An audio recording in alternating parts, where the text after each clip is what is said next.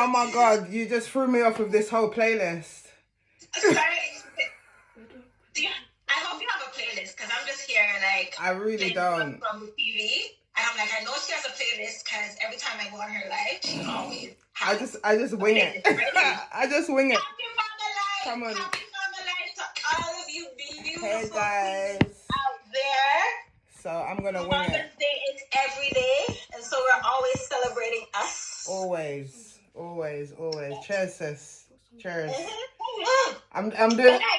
But like you, girl. I'm doing a little rum and apple juice. I appreciate this wine glass. Mm-hmm. Yeah, what else? I'm hoping to have a wine glass. I was telling the stuff for bringing the wine. Come with your wine and your wine glass. Bring the wine out of cute self. Exactly. That was there. Let me see if I can. How's it going though, Mama? It's not too bad, you know. You know, it's not Mother's Day over here, but as you said, every day we celebrate when Mother's Day. When do you guys celebrate? Like March? Yeah. March, yeah. Our Mother's Day was in March. Yeah. Okay. So, but you know, it's Mother's Day is every day, so we celebrate, you know, with everybody. Absolutely. Same way. Absolutely. You know what I mean? And if we are on our self-love journey, when we say this is most pertinent. You understand? Having to deal with the children and yourself sometimes can be a tricky task. So trust me. I was just gonna say, like, taking care of ourselves. Yeah, you know, for me now, like, I've excelled from. I'm still a mother. I still do the mother duties, but all mine are grown. Thank the Lord. Do you get what I mean? So, I'm almost there. I've graduated. I'm almost there. I get probably a diploma. Yeah. That's a diploma right now. You understand? I'm 14. I'm 11. Let me think. Diploma stage. My soul-making degree, and I'm stuck in it. For real. What did you guys do for your Mother's Day, for you ladies on the live that celebrated? What did you guys do? What did you guys do? Did we do anything special? Did we do anything for ourselves? Did we get any gifts? What's that? I mean, when it was Mother's Day over here in the UK, you know, I got a little pampering. Kids done dinner for me. Got a little hamper and all of that, you know, and all the kids were over. I got 4 children, so they were all over. That's so nice. Yeah. The funny thing about it, for me personally, I tap out of the matrix as much as possible. Definitely. And that's such, I am not stressing myself over these days. Never. Like, you know, I have to do something today because they say it's Mother's Day and today I'm doing that regardless, right? Yeah, exactly. I'm celebrating people regardless. I'm spreading love regardless. I'm giving thanks regardless, Always. right? So I don't put this pressure on the youths to be like, oh, you know, it's Mother's Day and you guys have to pick me a card or get me something. Not even my birthday, I'm not like that. Not even on my birthday. I don't do that. But it's interesting though, because we talk about appreciation and making sure you're appreciating yourself and you're appreciating people on a daily basis. And so I get these little love notes from them, which to me that's it for me. Like, you know, sometimes they will write me these little love notes for no reason, just to tell me, you know, you're amazing and you know, I'm happy you're my mother and it doesn't matter what happens, I still love you. And definitely. Those are the things that matter. Yeah, and so my oldest today, he's like, it's Mother's Day. I didn't know it was Mother's Day. I didn't know it was Mother's Day. I didn't. You know what? The funny thing is, he just wrote me a little note, and he's like, you know, again and again, I love you, and that's it for me. Like, we're good. We're always good, right? Yeah. But our topic today, ladies, it is motherhood. That's our topic. Yep. And we want to talk about it from a Black experience, from, you know, what it is that we really go through, and not this romanticized television version of motherhood where people feel like they have to talk about the fact that, you know, oh my gosh, I love my children and my children are my world, and we're not doing that. That's not. We talking. We're talking real talk. Right, I say I get realness. Right? Exactly. StarzKeeper, Boss Queen's Empire. All real. We only do the real. Exactly. We only do the real. We don't know. We don't know nothing else. So yeah, I mean, as I said, for me, I've got like 4 children, 4 big people. That's amazing. Cheers to you. 4 big people. So my oldest coming on 28 in July. Yeah. He's turning how old? 28. How big people? I big people that. Big people. That. So that's my daughter, and then I've got 3 daughters and one son. My 3 daughters are all born one day. Amazing. Yeah. Some would say not so, but yeah, it's amazing. Get it all done. Get it all out of the way. My eldest didn't really like the fact that I have twins. So yeah, I got a lot going on. So I have twins. My youngest are twins. They're 20, and then I have the middle one that's a boy. He's 26. Okay. And you're in the care. I'm just like living my best life right now. This is why I have time to speak to people and do the things. You get what I mean? Because I have time. Do you get what I mean? I have a whole heap of time. And it's interesting you say that. I started having children young. Mm-hmm. My first son I had at 19. Mm-hmm. So I guess I would fall in the category of being a teenage mom. Same. All that stuff. Mm-hmm. Didn't know what I was doing. Exactly. But I, learned as I go along, and I'm still learning. You stop learning never. Never. Right? Exactly. So this is a process, and I think that's an important part of the conversation today. Mm-hmm. Just in terms of what your process is and what it's supposed to look like. For me, I dismiss everything that's been and said because I can't live anyone else's experience and no one can live mine. Definitely. So there is no way to mother. You know what I mean? There's this myth of proper parenting and good mothers and all of that stuff. And I think we allow those things to get to our heads sometimes. And so we believe if we're not following step by step whatever process that has been laid out, somehow we fail.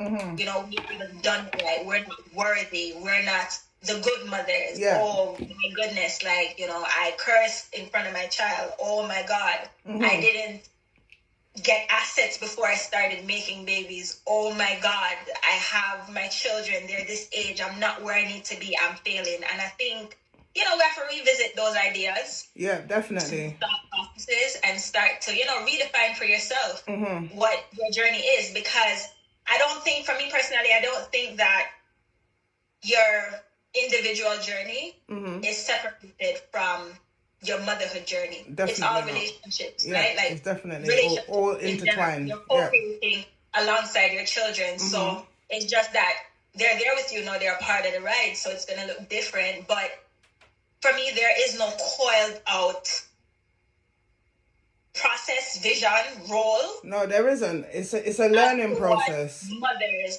should fit, No, it's a learning process, and absolutely. At the end of the day, I don't think that there's any right or wrong time to have a child. No. Do you understand what I'm trying to say? So it doesn't matter if you're 18 or you're 26 when you have your first child. It just depends on your level of maturity. Right. You understand what I'm trying to say? And the support system that you have around you, that is very important, because even for me, I was 18 when I had my first child. So I was literally a tomboy. I wasn't even supposed to be. I didn't even know how I got pregnant. That's funny. I literally, I was telling someone. Go on. I was telling a friend, that I literally didn't even know I was pregnant till I was like 20 weeks pregnant. Because I was a tomboy. I wasn't in touch with my feminine. I didn't, my periods came when they came. They didn't come when they didn't come. And I just wasn't in touch. Do you understand what I'm trying to say? So it's not like I weren't doing the deed. I was doing the deed, but I wasn't in touch with my, do you understand what I'm saying? Myself. So I became pregnant. And really and truly, I think motherhood was always a part of my destiny. So apart from having my own 4 children, I'm a mother to many.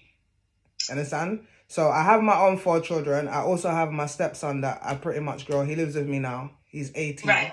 You understand what I mean? So, and I have many children out in the community that look up to me as, all of my peers, all their children call me Auntie Esther.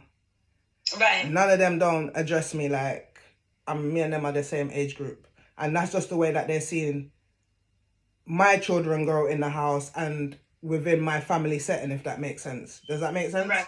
Yeah. So Makes perfect sense. it was never something that motherhood wasn't something that I always knew I wanted to be a mother. I always said I wanted to have twins. You know, sometimes even now I think that I wonder if I manifested them. You know, like Right. yeah, that's a different topic. But I always knew I wanted to be a mom. I was always like, you know, that person that I want to have children, but I wasn't maternal. Right. Does that make sense? So Makes sense. I was a caregiver. I was able to provide for them and all the rest of it, but I wasn't maternal. So it's only now in my older, you know, I would say once I reached like maybe in my 30s and having my twins. I had my twins when I was 25, but with them, I think I'm more, you know, slowed down and I was a bit more patient and a bit more nurturing. Do you understand what I mean? But I didn't, you know, all them things wasn't taught to me. I just went with what I had growing up. And what I had growing up was the same thing. You know, I was provided for. Do you understand what I'm trying to say? I had education. You understand what I mean? I might not have had a name brand and all the elaborate, but we was always provided for. We always had food. Do you understand what I mean? We had morals. And you understand? So that's what I instilled in my children. But you know, it's only in retrospect now that I know that, I did lack as a mother. Does that make sense? Yes, but makes perfect sense. I'm still making up for it now. So as you said, motherhood is a continuous journey. It's not something that you just arrive. Yeah, my children are 18, my children are 21, now I can just forget about them. No, it doesn't happen like that.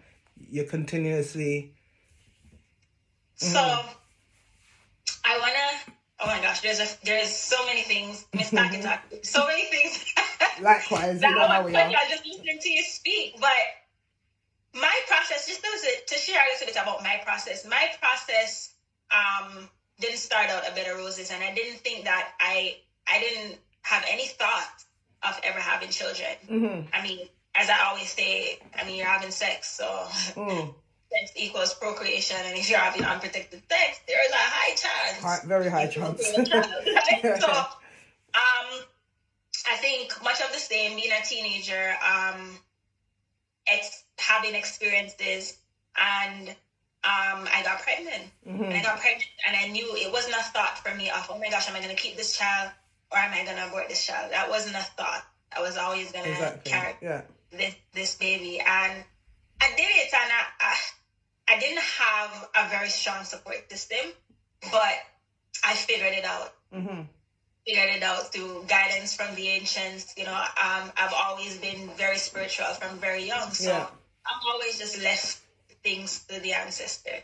I've always done that, and I've always been divinely guided. So I think that's why we made it, and we'll continue to make it. But it's very interesting because, you know, I didn't think I even had any thorough understanding of what coming into self meant, right? But I've always been, you know, reading avidly since teenager. So I've always, you know, just had different ideas, but still no concept of what aspect of motherhood I wanted to represent, what it is that I would want to instill in children and things at that time, being so young. You're just focused on, okay, baby has to have a roof over their head, children have to have food to eat, and they must be taken care of. Right? So there was that, and there was a lot of struggles that came with the process. But inherently, I knew that I had to take care of my child. I didn't understand anything else. So that really was my only focus. What it is I needed to do to make sure that he's taken care of. He always has clothes on his back and, you know, shoes on his feet, a roof over his head, food to eat. Basic needs always needed to be provided. So I was pretty much focused in that way because my mother gave that to me. That's, you know what I mean? Like I wasn't neglected when it came on to having those basic needs. So that's the one thing that I knew I had to impart on the child. Coming back to support and community, I think that as a people, we have it so messed up when it comes on to teenage pregnancy, this idea of teen pregnancy. the first thing that a lot of our family members do, not every single Black family within their own, different bits, but most of our people seem to shun the child. You know, acting like sex is something unnatural. Exactly. And this is something that's not supposed. This is a very this is a very natural thing. Like you're not gonna be able to, you can't stop and you can't find nature. And though I understand certain things when it comes onto circumstances, I get it. We don't have much. How are we gonna feed another mouth? But you do. Because I think a lot of our sisters are in the positions that they're in because of that ignorance. We're not thinking about the child. We're not thinking about the fact that a teenager cannot provide for themselves. And so if I turn my back on a pregnant 16, 15, 17-year-old girl, how the hell, what kind of quality of life is that child going to have? And I don't think we think about that. We don't. And if we did more and set better examples, okay, the child is still a child. The child got pregnant. The child has a baby. Let's create an environment now where they're both safe. We help. They're safe, and we help to foster responsibility. So what it is you're doing now, because you have to understand that this is a whole being, and you need different tools to be able to. And that's exactly how I was when I had. Sorry to cut you. That's exactly how I was when I had my first two children. I still lived at home with my mum. My mum was very active in, telling me what to do, how to do, and whatever. So I had that. You have to be present. Black people, stop it. Stop. Put a little girl in my breed. Stop the foolishness. It's stupid. And you know what? Let me tell you what actually pisses me off the most about what you just said, is that, okay, none of us want that for our children, right? We want our children to aspire to do, greatness and be better than what we did, But at the end of the day, the situation is the situation. So why are you gonna be a hypocrite and going like you don't know how it felt to be that little girl in that position? Exactly. Many of you them understand what I'm trying to say? So that's what pisses me off about it the most. I have people that I've been around that have had that same, and I've been like, wait a minute. First of all, your child is actually older than you when you had a child. Do you understand what I'm trying to say? So what's your problem? What do you think life is? Life is not just to come here and work for someone to build their empire and pay bills and whatever. You're here to reproduce. That is your purpose. Yeah, it might not be the ideal of circumstances or situations, but the way that I see life and the way that I've always seen life, and as I said, I have 4 children. We've passed the worst. God's always provided. The universe has always provided. Yeah, there's been times where it's been rough and whatsoever. You understand what I mean? But it's never been to the point where. You understand what I mean? So it's hypocritical. It is, and I think the lack of communication plays a huge role in it. Like for me, I tell my children what it was like, what my experience was like. Yeah. I've never said to them, make sure you don't listen, don't have it. Because, for me, again, the universe understands vibration, not words, right? Yeah. So I can't keep perpetuating my fears onto them and not think that there is a possibility that it may manifest, right? Because I'm only pushing them further away from having the necessary conversations by telling them, don't do this and don't do that. So I just tell them what my experience was, right? It was very rough. I didn't know what I was doing then, and you understand what I mean? I didn't have support, and this is how this hindered me in this way, that, and the next. And I would like for you to have a different vision for yourself. You understand? It doesn't make sense to want to relive that because here I am telling you. You understand what I mean? Like you're a product of these things, not mistakes, but you're a product of these experiences. And you know what I mean? I need you to be smarter. I didn't know better, but I learned. And so this is the way I can impart this on you to say, boy, learn through these experiences, because it's also your lived experience. Yes, so we can have an honest conversation about those things. And, I grant that they're listening. They They do. You know, they would want something different. They do. And that's the only thing you can do about that. The only thing you can do as a parent is instill good morals and standards in your children. Whether they go ahead with it or they do different or whatever. You don't control at the end of the that. day, you can't control that. But from my experience from growing up, you know, I wasn't a golden child. Do you understand what I mean?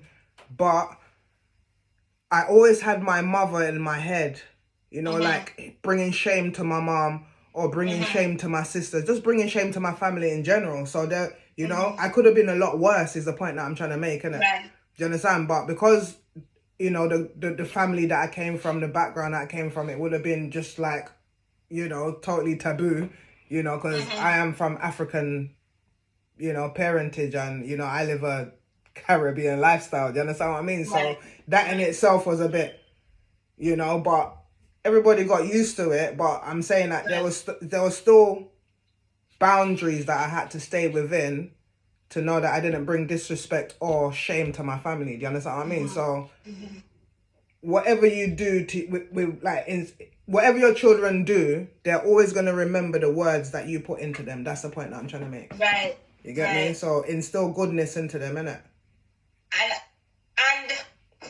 And it's, you touched on having a Caribbean experience and, you know, coming from an African background. And while we're talking about values and things that we should write on them and instill in them, I think within this in between, that's what it is. It's in between, yeah. Being children of, you know, the diaspora and having a Caribbean experience, because I was raised in the Caribbean. Yeah. Today, I've spent most of my years in Canada, but you know, myself, likewise, I'm a product of Jamaica, 100%. And I came here as a teenager, so that now going with me is Jamaica. But what I find interesting within this dynamic, as I say out here in the in-between, a lot of us come here and we lose those values because we are convinced that the way life is in the West is better. They know more. It's more civilized. Yeah. It's more proper. And it's the better way. And so we start to look at our upbringing and frown upon it. Definitely. It was so traumatic. My parents were terrible. They were just so wicked and they were worthless. And we spew all these ungrateful things, 100%. not considering environment and the difference within the environment, because that is an important fact. And so I have no business comparing my life in Jamaica to the life that I'm now accustomed to here in Canada, Toronto, to be specific. And so it becomes interesting because in the in-between, a lot of those values get lost, right? And that's 100% true, yeah. I do my best not to lose anything. However, I didn't have any traumatic upbringing. I don't think so. I don't chalk my childhood up to trauma. You may get beaten all the time, but I never get abused. Exactly. Oh, I never abused me. She beat me. Yes, that's the thing, isn't it? Well, you know, when you got beaten, you got beaten because you deserved it, because you was just, you know. You deserved it. Exactly, that's my point. Yeah, you didn't come into our road. So listen to me or look at me, camera, and exactly, so you own it. My mother said, don't go outside, and she turned her back outside me, gone. Me too. So we get beaten. But, you know, we will go through these different systems as a people. We'll go through these different systems, and I sat in my early childhood education program and listened to them basically program you to accept the reality that how you were raised was barbaric.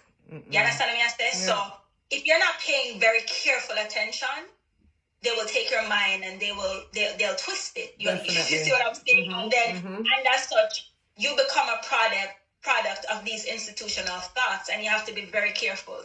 You understand what I say?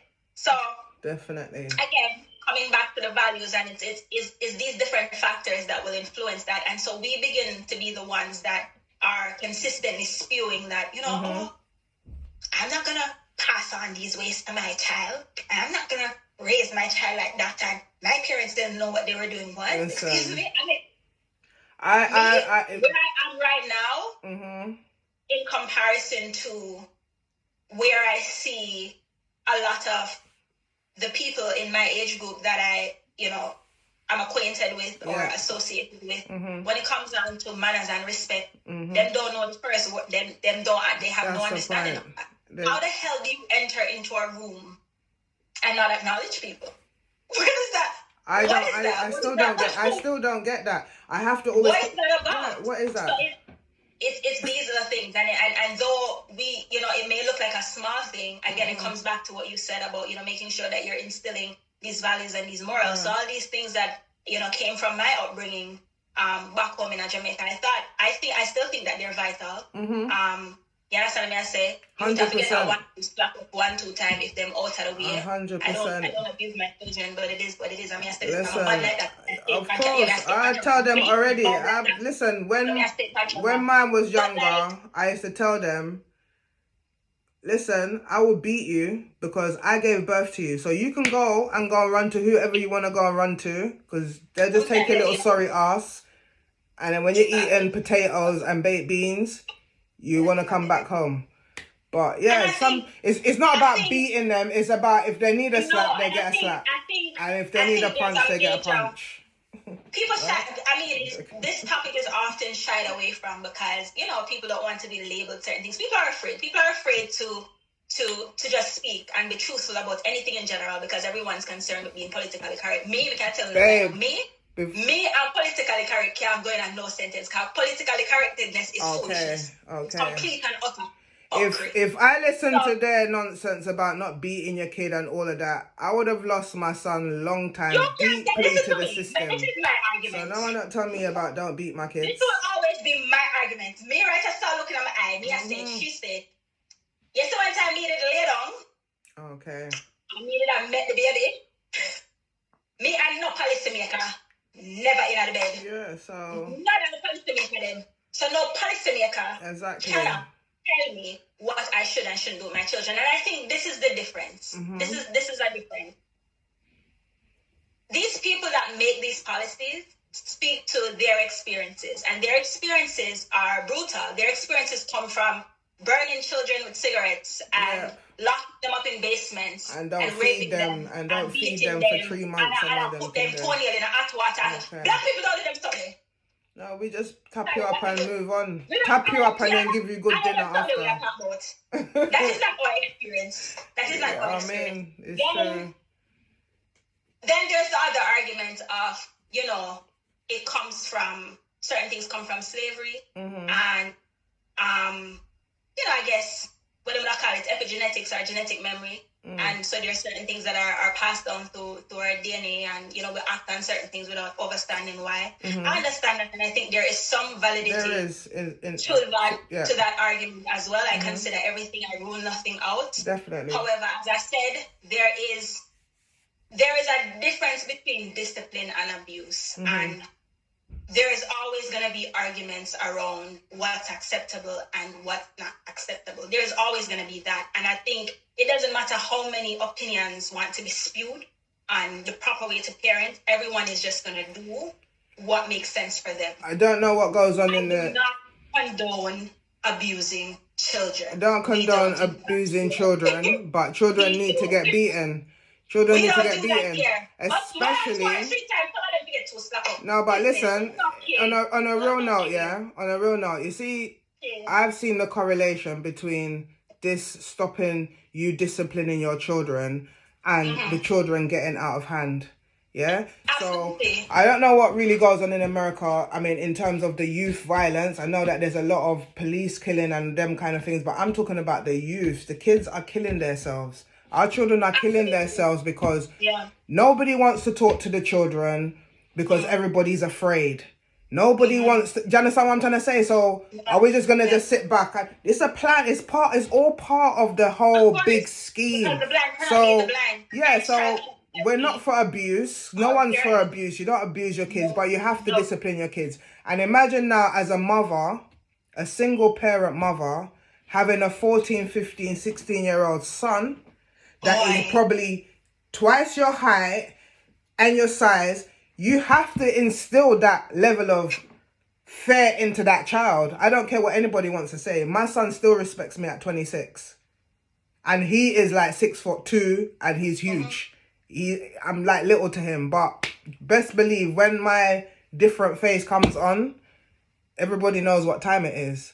Do you understand? Yeah, and that's the thing too. I mean, there are gonna be those days. There are gonna be those days. Those things are indefinite. I mean, who's gonna discipline them boys if you can't discipline them? It's gonna happen. For me, I know that my tongue is just it's almost falling out of my mouth because I talk all the time, and I'm consistently telling him, I do not want to put my hands on you. Mm-hmm. I do not want to hit you. Yeah. When I have to speak to you so much, so much about the same thing. Yeah. Over I'm not over laughing, but yeah. Oh, son of mine. Mm-hmm. I get pissed off. Exactly. And sometimes, yeah, it enrages me, and I feel like say, I have to put my hand on you, and so I have to come to some sort of an agreement. Yeah. Because you know what I mean? Like I don't want, and I have these conversations openly with them. I talk to them about these things. I talk to them. I'm very honest and straightforward about how I'm feeling. Right? Feel like say, you know, but feel like say, you see me, I still feel right now. Yeah. So how do we remedy this? What do we do about this? You understand what I say? And so it's the discipline, and it's rough. It is rough. So at the end of the day, I just feel like, as you said, we're not for abuse. It's not about just beating your kids. No. You understand? Because you have to have a level of intelligence to be able to deal with your kids without beating them. And unfortunately, a lot of us lack that because a lot of us, we are young, we're not mature, we're still dealing with our own issues, you know, adolescence and all the rest of it. Where many live what they learn and without ever analyzing it.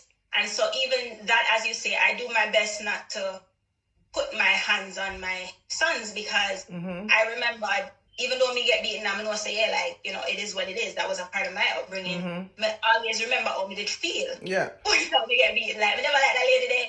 That lady there put her hand on me. But not, don't like that lady there. I'm not thirsty. But not thirsty that lady there. So I acknowledge the type of feeling that comes with that.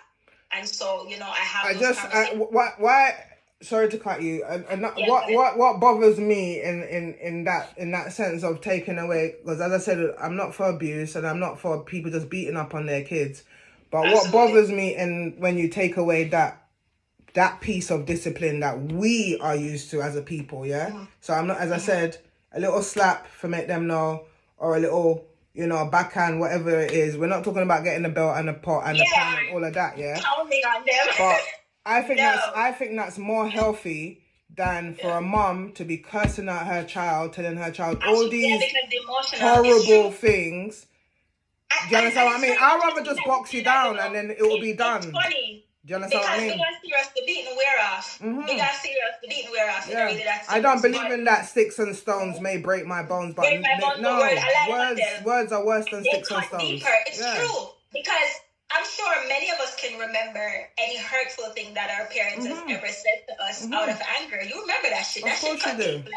So you are right. That's a very interesting point in regards to the contrast between the physical. So you're breaking them down because you're not able to physically to put tap them on the mouth, or you know, give them a little one elbow or whatever the case may be, just to make them understand themselves. So now you start spewing all this hate out of your mouth. I've seen it happen, and it's just like, what? I mean, I get mad at my kids more time, and I might, you know. I try not to do the things where, you know, you're putting them down and you're degrading them, and do you understand what I'm trying to say? It's because I see it happen, and like, you know, with people around me, and it makes me feel away. So I can imagine how that child feels. Do you understand what I mean? So it's a balance, isn't it? Motherhood's a balance. It's not about, you know, there's no right or wrong way to be a mother. Do you understand what I'm saying? Absolutely not. Absolutely not. Your process is yours. Your experiences are yours. And we're all living different experiences. We all come from different upbringings and different backgrounds. And that's going we are gonna incorporate those things in our parenting. That's automatic. That's absolutely automatic, you know. As we say, we're still reiterating, we're not for abusing children. At this particular topic of discipline. At the end of the day, it's not abuse and discipline is two different things. You understand what I mean? Yeah, but a lot of people believe that they correlate, and I think the heated aspect of this argument comes from people misconstruing the abuse and discipline and not having them as two separate entities, but having them aligned with each other. You understand? If I'm disciplining you, that automatically means that I'm abusing you, and that's not correct. No. If I'm physically disciplining you, or as the West would say, corporal punishment. So, but I don't know if anyone on the live, if anyone is here, wants to chime in, jump on, say something. Share your perspectives. We would love to hear it. Yeah, because you know we're all in this game trying to figure it out. Do you get what I mean? Try not to keep making the same mistake, repeating the same trauma. You know, so it's about, and I think as well that's also a part of when you start to work on yourself and understand yourself. You know, you start to realize that you know a lot of things that you did do was you know probably unconscious trauma. Do you understand what I mean? You know what I mean? So I think many of us can relate to that. That's why I say for me now, the place that I'm in right now, I have the conversations, and when I get angry, I walk away. I honestly do, and I don't talk to nobody. My children can attest to that now because they used to say bipolar. Talk to me. Yeah, and it's funny because I find that is very effective. Like they cannot stand. Yeah. If I'm not speaking to them, they can't. They can't stand that. Yeah, I'm gonna walk past people like listen to them. Me vex with people, girl. I'm gonna try that one. No. Yeah, I'm gonna try that one. I'm gonna start walking past people in my yard when they're kissing me. Yeah, I have an attitude. Yeah. That seems to work very well. So yeah. I utilize it. Not talking to you. Yeah. I like that one. I'm gonna try that. I'm gonna utilize that one day. I'm telling you. Blank everybody. It's funny because when I'm up in my feelings and I have my attitude and stuff, and it's funny because to see them react, like I'll laugh. Like when I get a moment to myself, I am laughing because everything seems to get done. Like the things that I usually have to talk about, like why do you guys use the dishes, wash it up, you guys. Everything seems to get done. The house is spick and span. I'll come out. People are sweeping up house. And I'm like, oh, so they know. It seems like I'm going to have to manage them more often. This works. But yeah, I do my best to take it easy. I take into consideration that, you know, my teen is a teen and, you know, they're going through their things, changes and sometimes they're terrible to the teenagers. Oh. And it lasts way into the 22. Gosh. So I think I missed overstand that. And, you know, just tapping into the fact that, okay, I've been there. I get it. Exactly. You know what I mean? But do you have to be so awful sometimes? Like, you know, I do have those conversations like, dude, if you get up and you just wake up angry and you have an attitude with everyone, I don't see how that works. Like, I don't see how that works. You can actually voice that. You get up, you don't feel like you're in a good mood. You can voice that.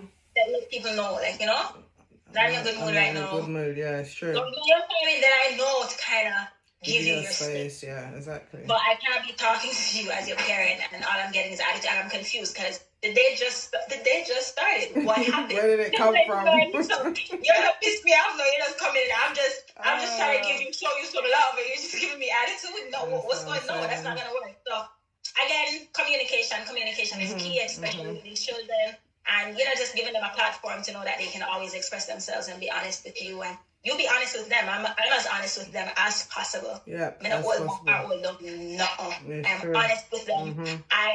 From the communication aspect of it, I approach it in a way where I wish that when I was coming up, my mother was this open with me, communicating this much, and gave me a platform to freely express myself. You know what I mean? So we do a lot of that now, but mom, like, you're not hearing my point of view, and I'm just like, your point of view? You haven't got a point of view. Shut up. No, I'm joking. That's what I'm teaching you, and you're putting it into practice. All right, practice on me. Go ahead. Exactly. Do what you gotta say. Yeah, but it's annoying. It's annoying, but you know we do what we gotta do because we want healthy children, emotionally healthy children, and children that know how to articulate themselves well. So we have to nurture them emotionally as well Definitely. by letting them communicate. Nobody know what. Nobody know I've noticed that.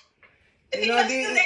You know what, people listen, and I think a lot of people are shy, so you know, I'm hoping that people are gonna be, you know, coming out their show a bit more, you know, as the weeks and the day, because you know how it is. Even me, I would have been shy to come on someone's live. Like, I'll probably have a lot to say, and I'll probably start typing it, and I'll be like, oh god, that's too much to type, so I'll just forget it.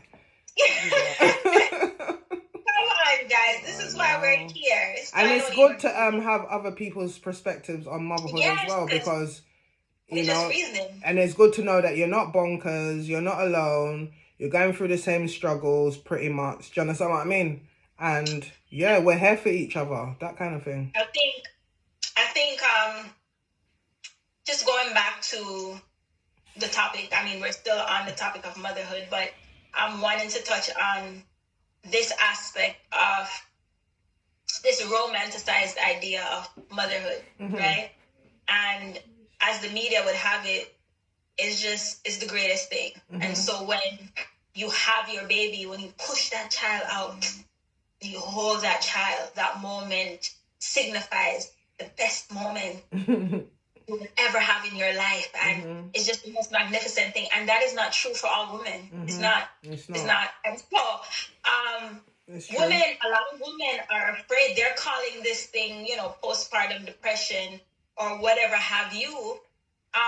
But yeah, we have women that are emotionally unstable and they're bearing these children. And so they don't have that connection to the child. And, you know, giving birth is not a happy moment for them. And because of the way society romanticizes motherhood, women are afraid to talk about these things. Yeah. Oh, the we go through. Sis! It's true. Right, Hector? What have you? Right, Hector? Definitely, 100%. Women are afraid to talk about these experiences. I cannot tell you countless amount of women that I have spoken to have had these conversations. You know, when I say, I know you just had a baby, so I'll check in. So, you know, sis, what's up? How you doing? How you feeling? I'm doing a 3-part series. I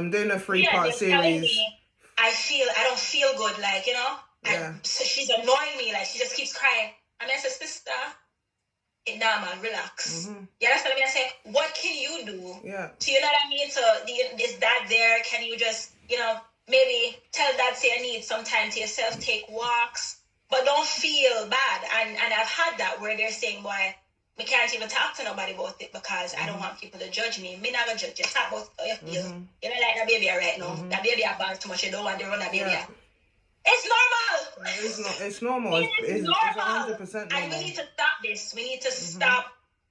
We need to stop this thing where we are trying to coil a process for everyone. You understand what I mean? This robotic thing of everyone feels this way within this moment. No, we're all different beings, all of us. And so no, definitely. And everybody experiences Gosso, and that's okay. And it doesn't make her a bad mother. And I think also it depends on. Make her a bad mother. It also depends on your birth. Go through their process, how they go through their processes. Yeah, it depends on how you give birth as well, I think. Exactly, and the circumstances surrounding that. And the circumstances if you went through a very stressful pregnancy, chances are when that child comes here, you're not going to get to rest. You're still stressed. You're still numb from all of that stress. And so, you know, you may not have that bond or that connection with that baby. Even in saying in that as well, people that have like cesarean sections and them kind of things, because I had a cesarean to have my twins. Right. And they were premature, you know, pretty much grown in an incubator, you know, didn't get the chance of breastfeeding and all of that stuff. And it took me a long time to bond with them. You know, that the bonding, because the bonding process when you have a baby, it's like your body tells you, it's like you go through all of that trauma to like push out the baby and everything. So your body is signaling everything else in your body to alarm you that you know, you have to be a mother now. You know, like you would say, it's your motherly instincts. But when you have a child taken out of you, that in a sense you're robbed of all of that experience. Does that make sense? So you don't. That bonding process is not automatic. Right. You understand what I mean? It's like, especially if you're not sure if your child's gonna live. Right. You understand? So you know you're trying not to bond with the child because you probably had the child. You understand? So there's a lot of reasons why, as you said, you know, females are going through these stuff and they're not speaking to people. Many different factors. You know? And so we have to take these things into consideration and stop shaming women for their experiences. And you don't need to coil your experience, you know, so that it sounds good to anyone. Your experience is your experience. Live that. Exactly. And nobody will understand that. You don't come here to explain to nobody. You don't have to explain it to nobody. And so it comes back to me always to the importance of having strong support system. Greetings, Champion Enterprise. Yo, my friend. Wagwan. Yeah. But it comes back to having strong support systems. And for me, as always, the sister circle is necessary. Definitely. 100%. It's necessary, especially when it comes down to the nurturing of these babies, because what that provides for us is a support system like no other. You understand me? I said nobody never really understand what you're going through better than your siblings, whether they have birthed children on their own or not. Yeah. But again, just in terms of that support system, you have women around you that can build you and you can express yourself to. You understand what I mean? They're providing the support you need. You can call and say, "Boy, sister, I'm tired, we need some help," and we make ways. You understand what I mean? To make sure we're reaching out and supporting. And those that is definitely necessary. We don't have time for that. You understand? The baby them need healthy environment. Definitely. And so we have to learn to love ourselves enough to want to build communities, strong communities for the children. Because for me, when I say StarzKeeper and Sister Circle, it's not about necessarily just us. It has everything to do with the children. Definitely. It can't be the sisters without the children. Yeah, 100%. Do you know what I mean? It's about building healthy and strong homes me. and foundations for the youths. Them. You understand me? And the youths, them, you birth them, you know, but sometimes they are their mother. And even those depths that we have to understand, because we have children out here that don't get along with parents, and that's okay. Because they were just supposed to bring you here. That's it. But they're not your nurturers. And so when we talk about, you know, the aunties, you'll have your child, but your child gets along with your sister far better than your child would ever get along. That's okay. That's okay. That's what it was supposed to be. What matters is that there's somebody there to nurture your child. 100%. That's what matters. So if your child feels that they can't get it from you, they can get it from somebody that's within your circle, sisterhood, close immediate family, whatever the case may be. It takes a village, and I think that people just say that as a saying to leave it there. It takes a village, and these are the different 100%. Aspects of that village that we need to bring into the conversations and understand that these are powerful tools for nation building, as I would always say. So there's a book, one of my favorite books, Of Water and of the Spirit by Malidoma Mason. Okay, and let's check that out. This is one of the things that stuck out to me in that reading. Yeah. So he said, how their village was set up, right? They didn't have doors on their huts or their homes. The sole reason for them not having doors was so that all the children in the village had the freedom of being able to move in and outside the households. And just touching back on what I said, he talked about the fact that children being born to their parents were just literally that, but the children belonged to the village. And as such, you had different women that were assigned to different children because, again, like was just said earlier, there was an understanding that you just bring them here, but them don't belong to you. You understand what I mean? So they may very well get their nurturing elsewhere, and it's okay. Exactly. And these are things out here that we have to understand, because we have this idea in our head that, you know, the child is my child, but your child don't like, the baby don't like you. The child don't like you. The child don't like you.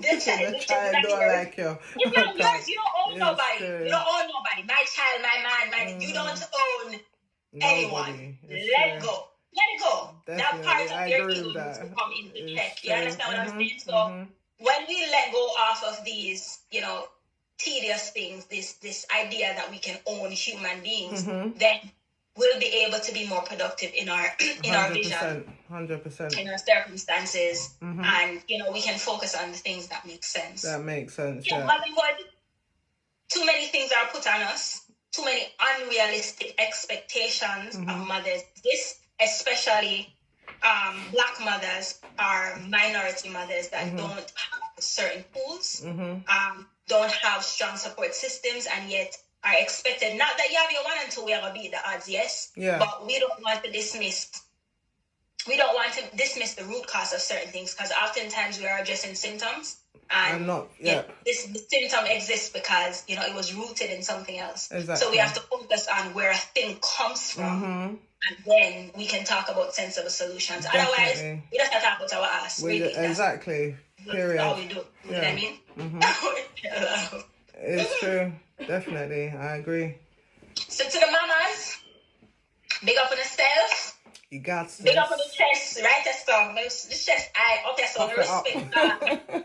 No respect her. Once you get it, for the children, you're doing what you're supposed to do, you respect her. And to the ones that feel like they have something to prove, you do not.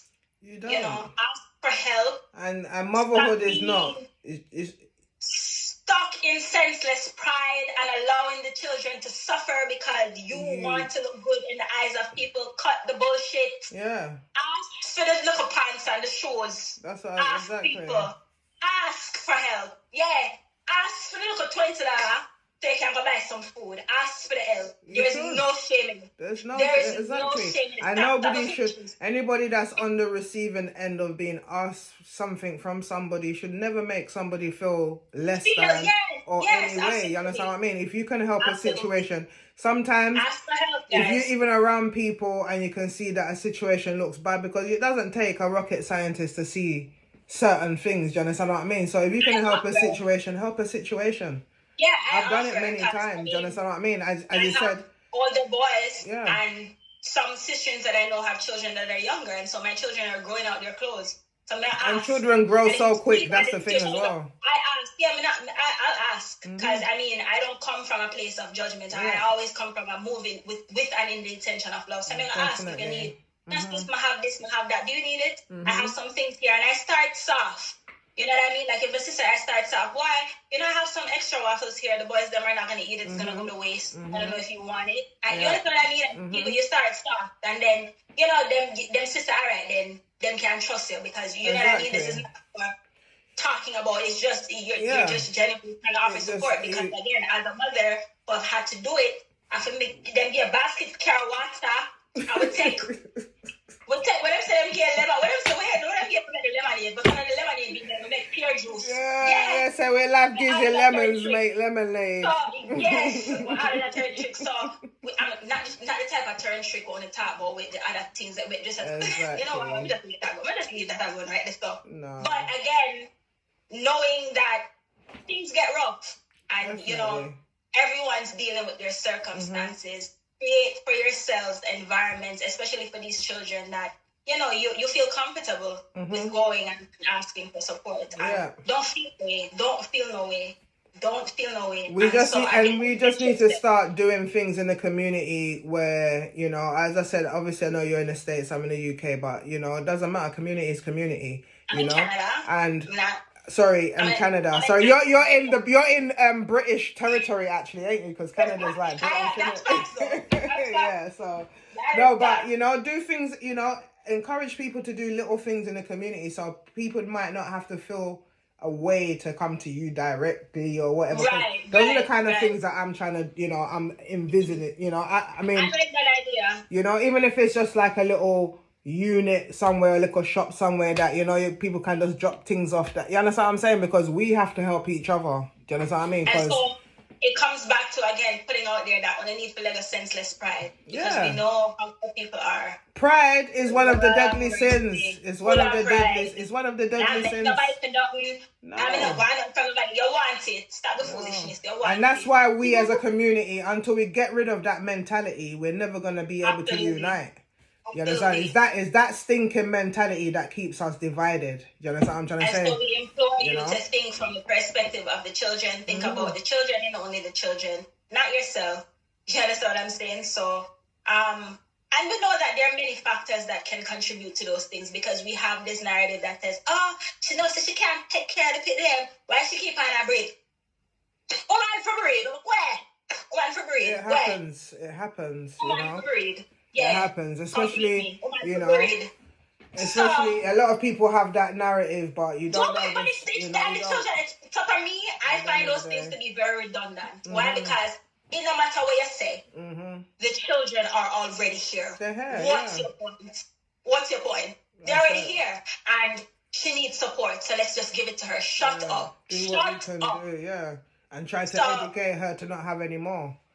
exactly. That's She probably okay. still have some more. She probably still have some more because then there are many factors that contribute to that, right? At the end of the day. Because we don't say, well, I'm like our sister in them order we don't well mentally. Men are taking advantage of those things. So again, we're not talking about the symptoms without addressing the root cause. And as such, we're not stucking ourselves in the problem. We're becoming solution-based. And being solution-based means that as a woman, you don't sit down and put down any other woman. You don't do that. You don't do that. You don't do that. That You should don't just be know rule number one. You're not walking in anybody else's shoes. How dare you? You don't have no right to open your mouth and talk about what another woman should and should not do. Yeah. It has already been done. And when it comes down to the children, we don't entertain foolishness. There's Definitely. no need Children for are it. Kids are just children are talking off bounds, and any topic children are off bounds. Unless you're talking good, they're off bounds. Because if anybody so much as says about my kids, it's that's our future. You know what I mean? It's a different whole level. So children are off bounds. I don't talk about people's children out of bounds. And we need to be having them. We're lucky. We need to be having them. When they see what I'm going, every day when they get up, they're going to shoot them down in the streets. When I play for the next team, you understand what I'm saying? If I play for the next team, I'm going to lock up in that people. You understand? It's an agenda. So we have to balance it out. So they have to come. When they're lucky, they have to come. They must ban. They must ban. Exactly, before we become extinct. It's true. Yeah. It's definitely true, you know, and God will provide. You understand? So the universe will provide. God didn't say he was going to provide Dolce and Gabbana and Versace and Moschino, but he's going to provide. He's going to provide food and a roof over your head. And there's enough for all of us. And there's enough. There's enough for all of us. Cut it out. Cut it out. No, but it's true. Cut it out. Yeah. But on the topic of motherhood, we could talk all day. We could do. But I'm going to be doing it because you mentioned mental health. Because I think we got Mental Health Awareness Week in the UK next week. Or is it from the 10th? I think it's actually from Monday today, because we're Monday now here. Okay. And I think in the US is mental... Monday for you. I'm like, Monday today. It's Monday. It's Monday now. It's Monday for you. We'll catch up soon, girl. And I think it's Mental Health Awareness Month in the US. Even though I know you're not US, but yeah. So I've got a few recordings lined up for mental health for this month. Okay. So if you're, so you'll be having that discussion on Saturday. Be having that. Not this Saturday. It will be the following Saturday. Okay. But yeah, if you're around and you're not busy, yeah, it would be great to jump on because. I know some love come talk. It's good. Have sense in the conversations. 100%. I am sure that even if it's just you and I, it will be of value to one or two other people. Definitely. So we're gonna put it out there because there is just bare foolishness. Every time I turn on somebody at work somewhere. You understand? The people that are actually out here saying things that make sense. They want to argue with you. Today is Sunday. You're incorrect. You're spewing. Today is Sunday, and I've been sent at least 3 lives. That's mix up. That's got 2,000 odd people viewing it. That is just slackness, nonsense, bringing down each other. Because that's all them lives are about, tearing down each other. You understand? And that's it,